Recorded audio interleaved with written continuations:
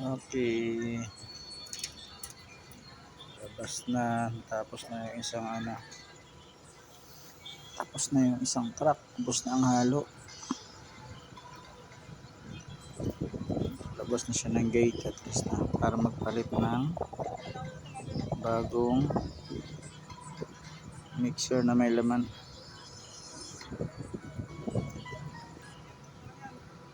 Sana umulan ngayon mga lodi.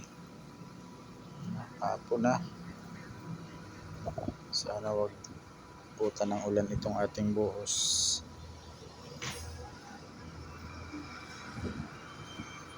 Yan na, nakaalis na siya sa kalsada. Nandiyan lang yung isa sa labas. Nag-aantay na makalabas siya. O ayan, papasok na. Pasok na yung kasunod na ara. Isang truck na simento na naman.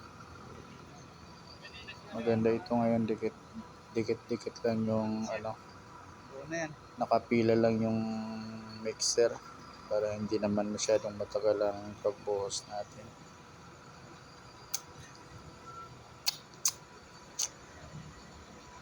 Yan, malapit lang din sa gate ang binagbuhusan natin ngayon na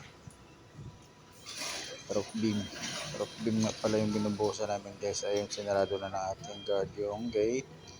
Matras na yung mixer papuntang concrete.